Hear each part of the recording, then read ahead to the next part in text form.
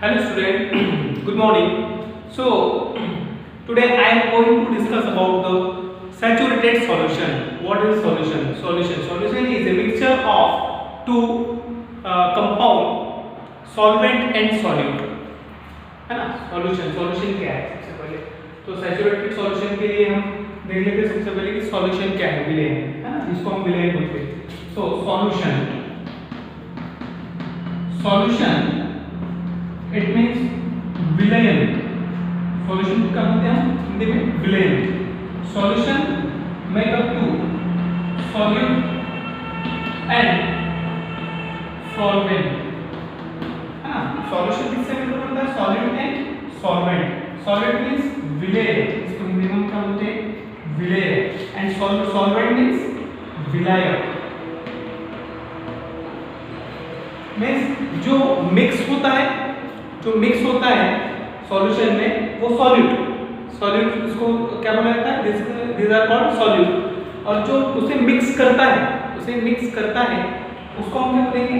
Solvent means विलायक. सो इसका example देखा जाए सॉल्यूट का, तो शुगर अगर सॉल्यूशन बनाना है, शुगर सॉल्यूशन अगर बनाना है तो सॉल्यूट क्या लेंगे इसमें? शुगर. एंड सॉल्वेंट क्या लेंगे इसमें? हम वाटर. क्या लेंगे? वाटर. तो वाटर क्या करेगा? उसको शुगर को मिक्स करेगा और मिक्स कौन होगा? शुगर. इसलिए वो क्या होगा? सॉल्यूट. एंड सॉल्वेंट कौन होगा इसमें? वाटर. तो इससे मिलकर क्या बनेगा? Sugar solution. तो सॉल्यूशन अब टू टाइप्स से होता है. सॉल्यूशन टू टाइप्स से, saturated solution and unsaturated solution. तो उसमें से हम फर्स्ट पढ़ रहे हैं अभी अपना सैचुरेटेड सॉल्यूशन. ठीक है. So definition of saturated solution. A saturated solution is a chemical solution. एक सैचुरेटेड सॉल्यूशन जो होता है वो कौन सा सॉल्यूशन है? केमिकल सॉल्यूशन है, एक रासायनिक विलेन है. containing the maximum concentration. concentration मतलब उसकी सांद्रता. concentration उसका कितना? सांद्रता. concentration मींस क्या होता है? सांद्रता मतलब उसका गाढ़ापन. क्या होता है उसका? गाढ़ापन. containing the maximum concentration of a solute dissolved in the solvent means a saturated solution is a chemical solution containing the maximum concentration of a solute dissolved in the solvent. मतलब सैचुरेटेड सॉल्यूशन एक ऐसा solution होता है, saturated solution जो होता है एक ऐसा सॉल्यूशन होता है जो उस सॉल्वेंट में जितना हम सॉलिड मिलाते हैं, सॉलिड में हम इतना सॉलिड मिलाते हैं कि उसके बाद उस सॉलिड को और अधिक मिलाया नहीं जा सकता, है ना? उसके बाद और ज्यादा उस विलायक को नहीं मिलाया, उस सॉलिड को नहीं मिलाया जा सकता.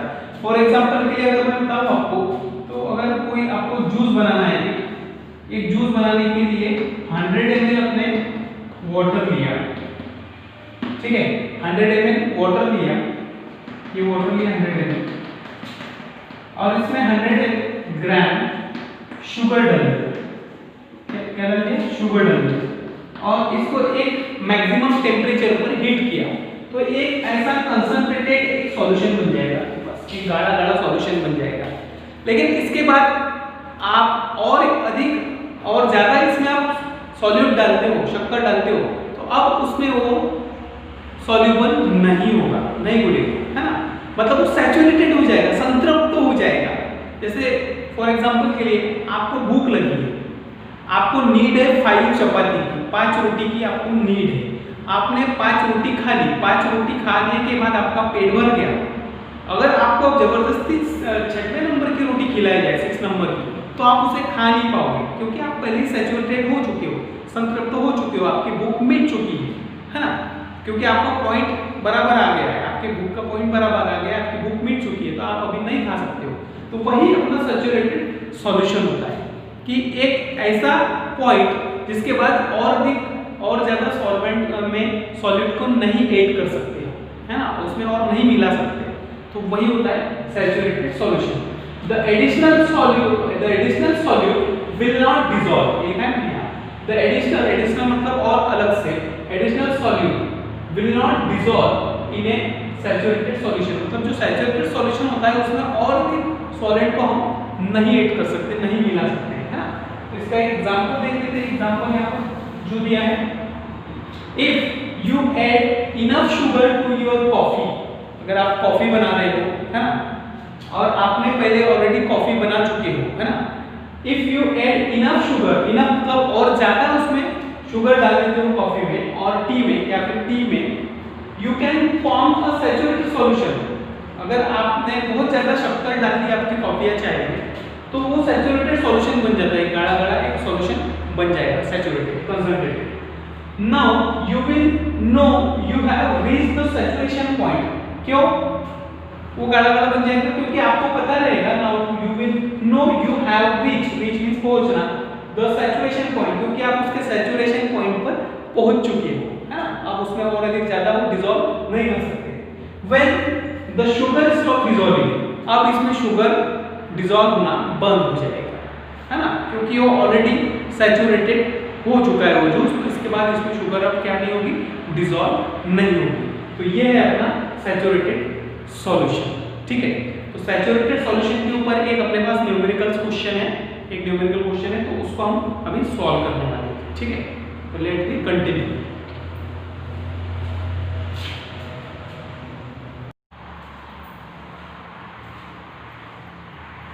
So now let us solve this numerical question।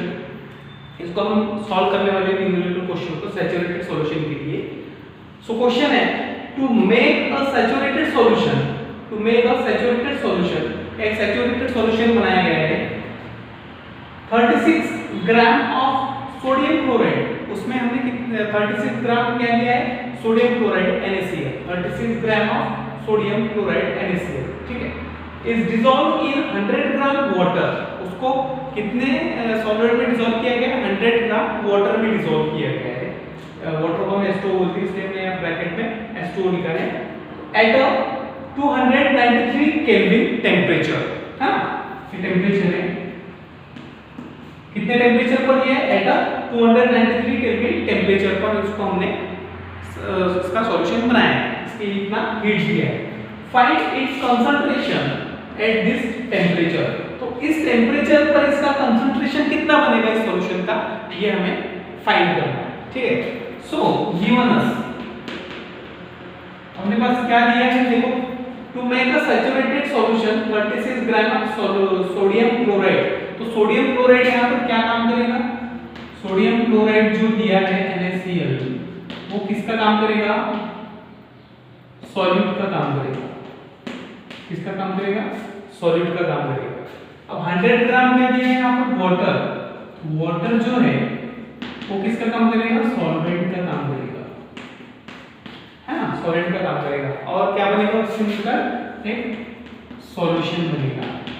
तो उस सॉल्यूशन का हमें क्या चाहिए, कंसंट्रेशन चाहिए, हाँ, कंसंट्रेशन कितना होगा ये चाहिए। तो हम इसको सॉल्व करने जा रहे हैं। गिवन हमारे पास क्या दिया है, मास ऑफ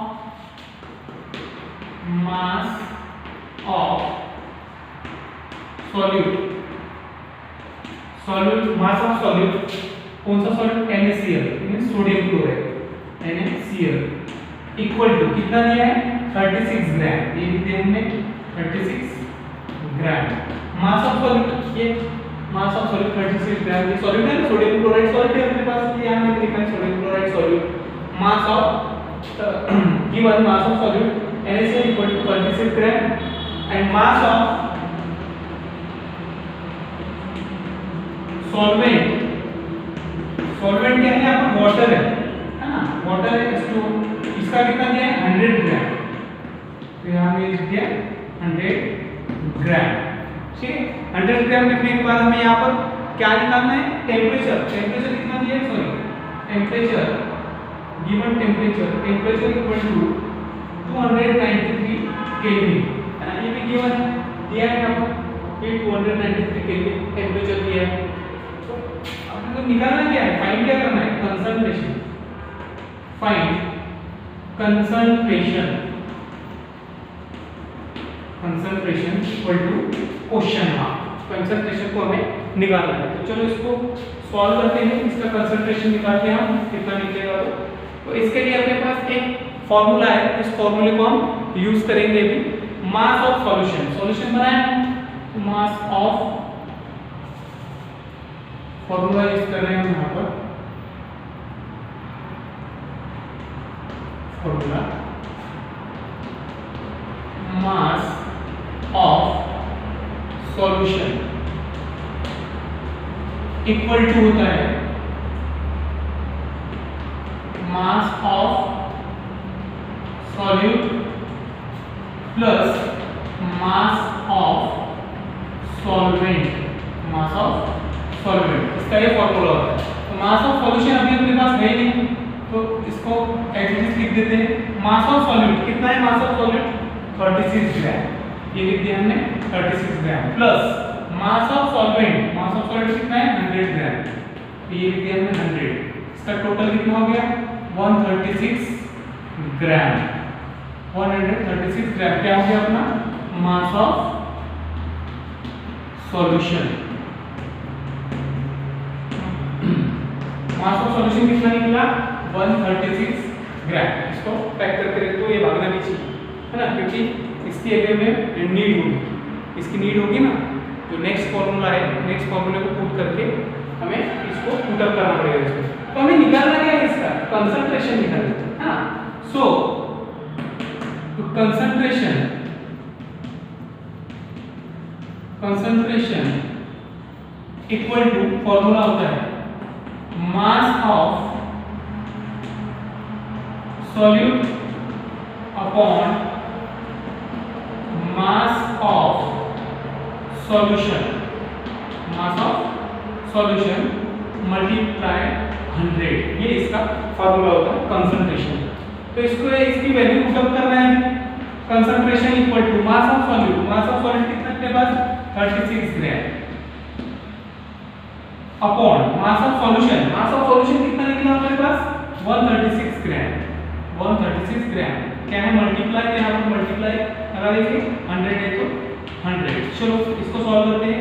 100 को 36 के साथ मल्टीप्लाई करेंगे तो 3600 आता है टोटल, 36 1 का 36 एंड 0 80, ठीक है, तो 3600 आया इसका टोटल, और अपॉन में क्या आ जाएगा 136। तो इसको जब आप डिवाइड करते हो, इसको जब आप डिवाइड करते हो तो इसका आएगा 26.4%, 26.4%। तो ये क्या निकल जाएगा इसका कंसंट्रेशन, कंसंट्रेशन है ना, इसको आप करके देखना डिवाइड करके कितना आएगा, तो कंसंट्रेशन अपना कितना निकला इसका 26.4%। तो इस टाइप से इसको हम सॉल्व करते हैं, ठीक है।